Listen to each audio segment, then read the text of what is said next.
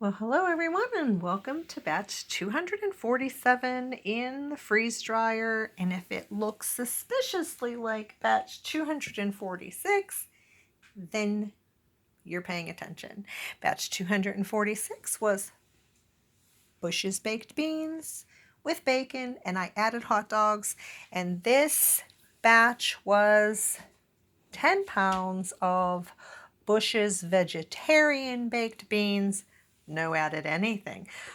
Also in the other one I had added onions. In this one I just opened the cans and poured them in, measured them. Each one was 4 cups and 40 ounces.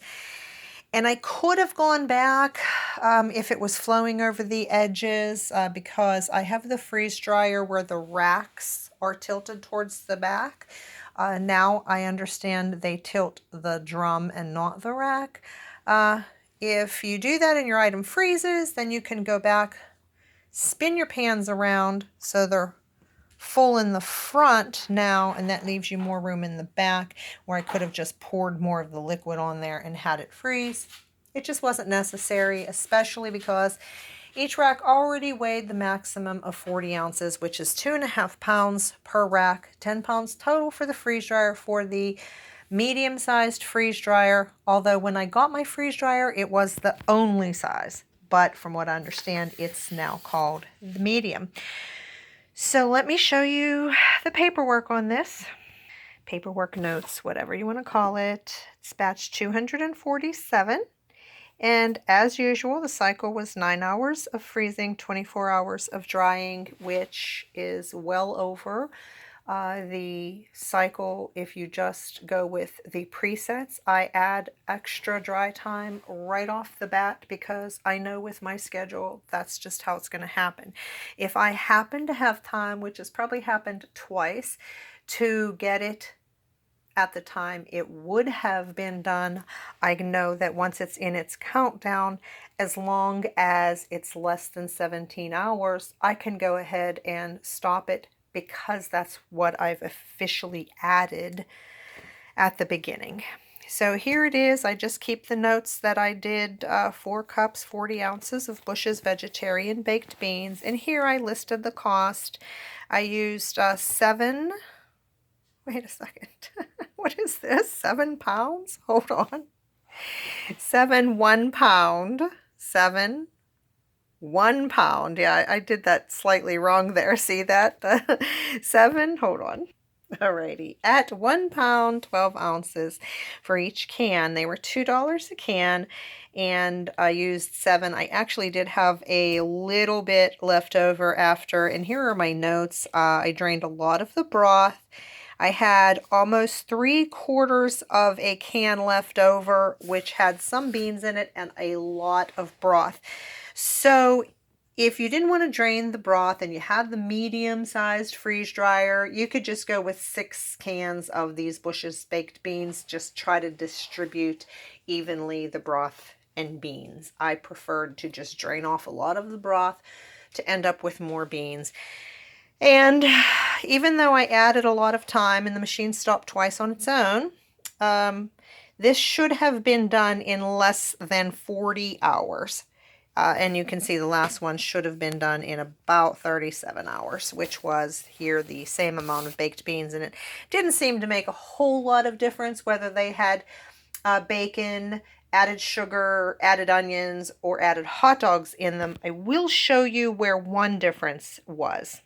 When I made the baked beans to take to the horse show, I had to make some roasters full of regular baked beans and then also vegetarian baked beans. When I also added brown sugar to the beans to make them even sweeter. And when I showed you that freeze-dried video, which should be the last video, I think I put the batch number in the title. So this is batch 247. The last one, if you want to see it, is batch 246. But I think I mentioned something about them coming out like a candy bar, a baked bean candy bar. Well, there it is. It's huge. Not anybody that I know would want a baked bean candy bar. However, in the last batch. It didn't come out like that, and that is because the sugar is sticky. That's the only thing I can think of. It's just like the high sugar content of pineapples when I do pineapples, how they stick to the pan here. And if I ever do pineapple again, which I think I'm going to have to because I have a case of cans of pineapple that expire in a year, within a year. And so I want to get them used up and freeze dry them so that they can last. And I don't think it's an expiration date on the can. I think it's a best by date, but I still like to keep things in rotation if I can, because I do want to show you one other thing after I show you how I'm storing these. So the majority of them, or four of them were done just like the other ones, 2 cups, 20 ounces in one of these half-gallon bags. And these other ones, I think, because the vegetarians don't outnumber the meatitarians in the family, I'm going to put some 1 cup, 10 ounce mylar bags of those. I don't think, because this bag is really full, I might be able to trim some off the bag, but I don't think I would be able to do 2 bags out of 1. So I'm actually just going to not bother cutting the bags.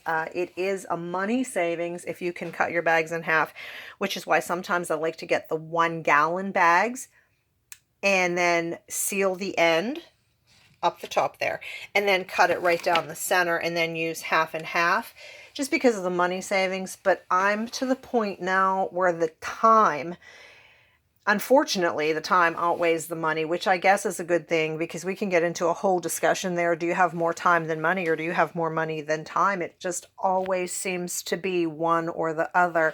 And with the school schedules being like they are, I have a grandson to help teach on, I think, Monday and Tuesdays, and then Wednesday's his off day, and then Thursday, Friday he goes to school, but he's also switching schools again and moving again, which is great because he's moving closer to me this time.